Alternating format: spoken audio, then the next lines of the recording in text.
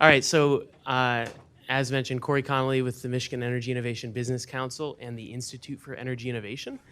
And I'm going to be very brief because Douglas has the substance here.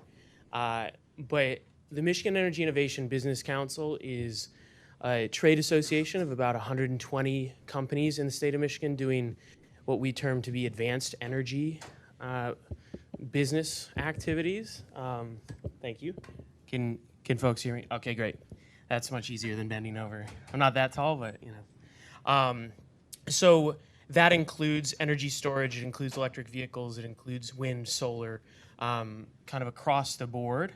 And we don't have utilities as members, but otherwise it's pretty much any type of energy service provider you can think of. Five Lakes Energy, where Douglas is a member company of ours. I've seen a number of our member companies here today, which we're really excited about, to see Invenergy and NR Store and ITC speaking, to see Advanced Battery Concepts, Michigan Solar Solutions, and a number of others, Power Home Solar, eCamion here. It's an exciting topic for us.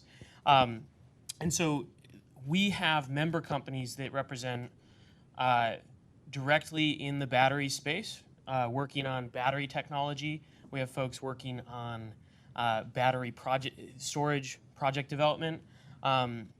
We also have a number of wind and solar developers that are working on utility scale wind and solar in tandem with advanced storage. A concept that has been talked about a lot today, that's increasingly an overlapping interest.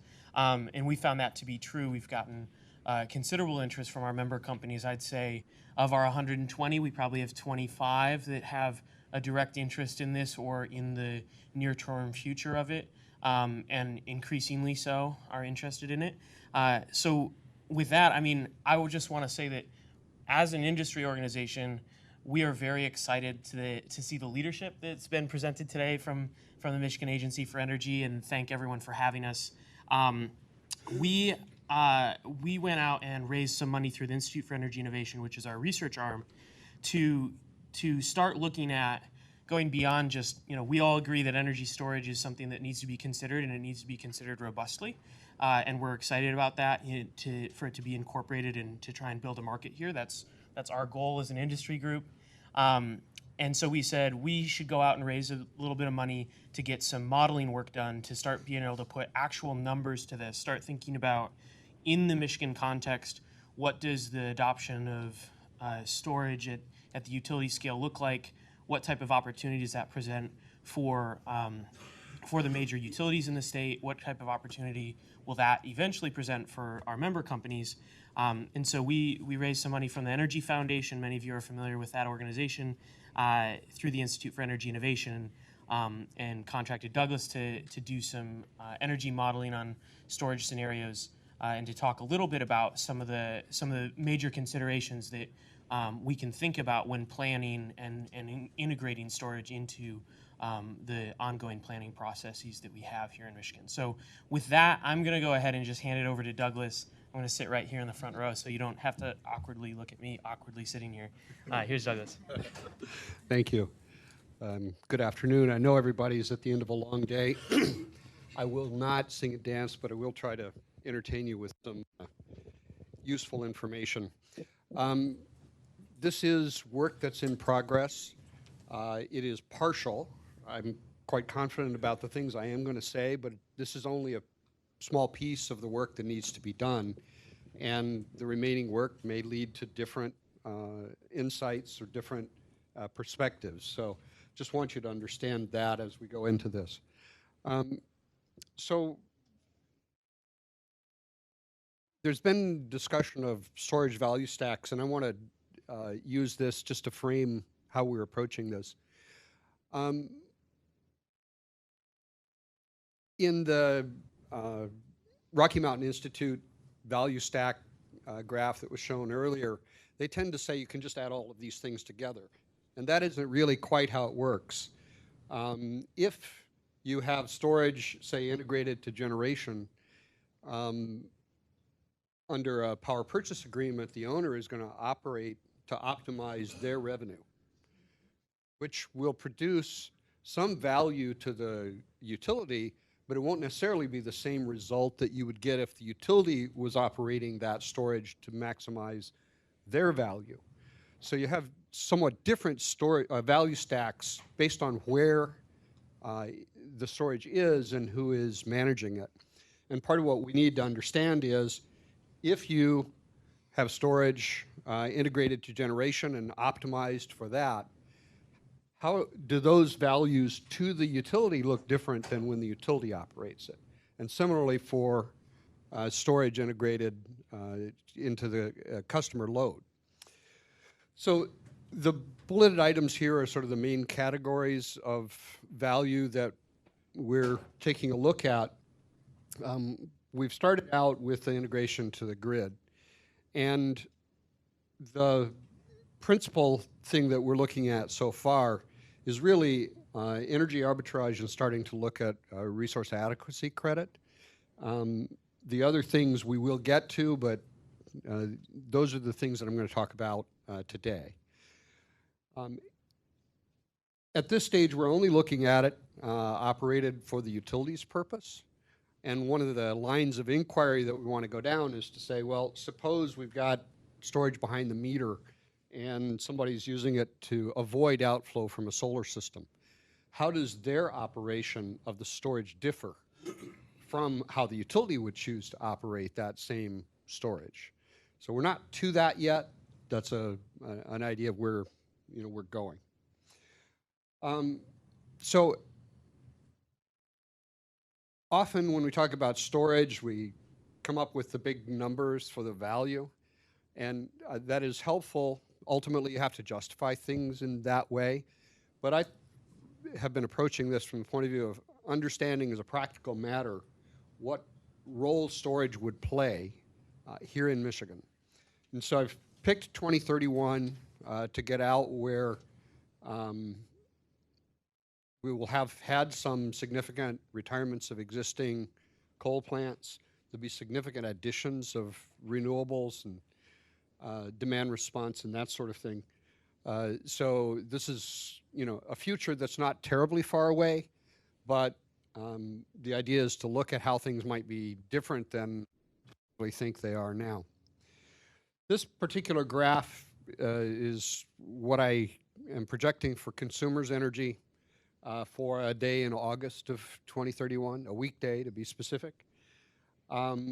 And it reflects the combination of renewables that they've projected in their integrated resource plan. So it's weather from August 5th of 2014, but applied to the grid circumstances as we think they will be in 2031. And this is net load. This is net of the renewable generation. Since the renewable generation, at least the wind, water, and solar, is essentially zero marginal cost, we presume that will just happen. And then the question is how storage and dispatchable generation fit into that picture. And you can see here that where now we think that the peak is in the summer afternoon, that is not the projected case come 2031. And then we want to start to look at the role of storage in this environment. So if you just said, I want to level the load, just a hypothetical to start to think analytically about this, you need to account for the round trip losses, but you could level the load at that red line. So you would charge when the net load is below that line, and you would discharge when the net load is above that line, and accounting for round trip losses, it would even out. And that's really just the beginning of an analytical framework, but I think it's helpful to sort of see that picture. And you can see that you wind up with multiple episodes of charging and discharging over the course of the day.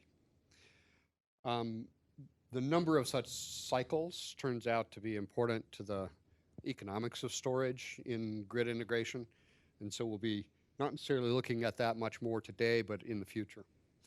Now, we don't do this load leveling for a variety of reasons. One of them is that that doesn't work economically. And the reason it doesn't is pretty simple. If let's say you have round trip efficiency of 90%. So you're losing 10% of the energy. To make that work economically, given that you already own the storage, you need to buy power at about 11% less than you sell power in the marginal cases in order to break even. Anything less than that, you're losing money because of the physical loss of power in the round trip. If you look at a Lightning pump storage plant, more like 65% round trip efficiency, you have to have about a 54% markup from the price at charging to the price at discharge in order to make up for that loss. And so you wind up with a gap here between the price below which you would charge and the price above which you would discharge from your storage. And then if you're planning for building battery capacity, you have to earn the rent on that battery capacity. So you actually have to even further widen that gap in order to get some inframarginal rent that helps to pay for the cost of the storage capacity. So that's the basic analytical framework that we're looking at on the energy arbitrage. I'm going to make a couple points related to resource adequacy in just a moment based on this, but that basic picture sort of pervades the rest of the analysis. So to begin getting a handle on just exactly how this would play, I wanted to look at what role storage would play. And I've abstracted away from prices. Those are obviously very important, but generally speaking, higher load means a higher marginal cost of power. And the relationship between the two depends very much on things like fuel prices. So if gas is inexpensive, gas is usually setting the marginal price, even in this scenario in 2031. So you don't get a very large difference a very large dollar difference in the price of power between the low and high load times. If gas is expensive, on the other hand, you get a pretty substantial difference. So the actual results for what the right amount of storage is and what role it can play depend a lot on assumptions like that. I'm trying to get a structural understanding to you now, and will, in the course of the work, present the significance of some of those kinds of trade-offs in the full-blown analysis. So this graph is to show you when the hour of least load occurs each day. So the horizontal axis here is the day of the year from January 1st to December 31st. And the vertical axis is the hour of the day with midnight to at the top, then 1 a.m. just below it, and going down to midnight at the end of the day. And what these dots represent are, for each of the days of the year that we're using in the modeling, what hour does that least net load occur? So this would be your best opportunity for charging. And you can see that I wasn't fully expecting this, kind of across the year, the lowest net load in this forecast where consumers has a relatively high amount of solar occurs in the early afternoon. So the hour from 11 to 12 is this horizontal line right here, and then this would be 12 to 1, 1 to 2, 2 to 3. So that's when the least load is occurring by the 2030s for consumers' energy.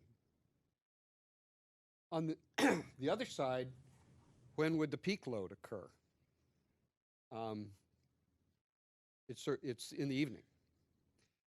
And I think that's perhaps commonly understood, but not necessarily that it happens throughout the year. But that's what we're looking at. We do see some early morning hours popping up, but on those days there are still similar peaks in the evening. So the storage opportunity for energy arbitrage is to move power from the early afternoon to the evening. Now, kind of interested in the seasonality of these. So these are actual load amounts. Not the others were, what hour of the day does it occur? This is the net load, where the red dots are the daily maximum net load, and the blue dots are the daily minimum net load. And so that gives you an idea what the swing is. And I want to make a couple of observations from this. One is, if you look at the maximum net load, now keep in mind, we all see graphs kind of like this from time to time. This is not the summer afternoon load. This is evening loads, pretty much, right through the year, as I showed on the previous graph. The size of that load is not actually varying as much as our current gross load peaks. And one consequence of that is, just for the regulators in the room, the notion of capacity is going to break down the way we use it now, where we talk about capacity as the ability to serve at the peak. Because there are going to be lots of hours or days of the year with relatively similar total or net load that needs to be served. We're going to have to start to think differently about capacity and more in time-varying ways. So that's the first point. Second thing is, if you look at the scatter of the net load peak, it's not all that wide. It's, there's certainly some variation there from day to day. But if you look at the minimum net loads, they're all over the place. A lot of variation there. And that reflects that you have, the days of high wind, the days of bright sunshine, and those without a lot of sunshine, those kinds of things. There was some reference to it earlier. What this leads you to is needing to think about storage as a resource that maybe charges during a particularly low net load day and then gets used up over a couple of days, as opposed to strictly an everyday charge-discharge cycle. In addition to the fact that because of the internal peaks and valleys within the day, you may have smaller charge and discharge cycles. So analytically, we've got to approach it in a way that assumes that this is optimized over longer periods of time. But on the other hand, what we're not seeing is huge seasonal differences, where we've got to think that somehow we've got to move large amounts of power from summer to fall, or something of that sort. So we see this kind of seasonality being pretty mild. And then to just sort of bring it to a close, what is this telling us? We need to charge during the daily solar optimum. We're going to discharge from storage during the evenings. And if you look at some of the other values, our ideal charging is often going to be integrated with generation to avoid congestion in transmission and things of that sort. And our ideal discharging would be integrated with load for, sort of the same reason. So there will be many ways storage plays in this, and we're going to run through the analyses, but it just sort of an interesting point. This suggests that our optimum strategy is to charge at work and discharge at home, meaning that electric vehicles and their storage capacity may well be, the optimum form of storage for this environment. Now, I fully realize lots of challenges in that, but the sort of scenario it's suggesting is you drive to work, you charge all day using essentially solar or relatively cheap dispatchable power. You drive home, you plug in and provide some power to your house using some of the power that you used in charging to cover the round trip, and the rest to supply power to your house. And with the battery capacities that we're seeing with Bolts and Teslas and what have you, that is an absolutely doable scenario as long as we work out the protocols. So that's kind of where this is taking us. The other thing I would say, didn't put it up here, but the magic of all of this is going to be getting the pricing schemes right. If I can go back to the very, to the value stacks here, if you take demand charge avoidance as major value for storage, it becomes very important whether that leads to storage behavior that fits with the value for the grid or is contrary to it. So we're going to think a lot about the inefficiencies that might emerge in the pricing system at various levels as we go through this. So that's what we have to date, looking specifically at how we might apply storage here in Michigan. Much more to do, but thought it was kind of interesting stuff. Be happy to deal with any questions. I know it's the end of the day. We have one question. Okay.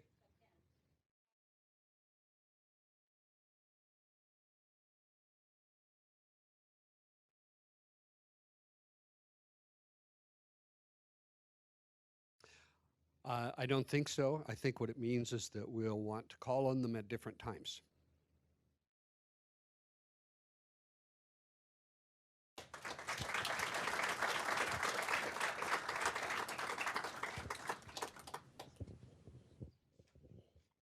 I know you're all wondering what the answer to our last question was on Slido. Let me tell you what the question was. In 2016, where did Michigan rank among states in small-scale energy storage capacity, according to the Energy Information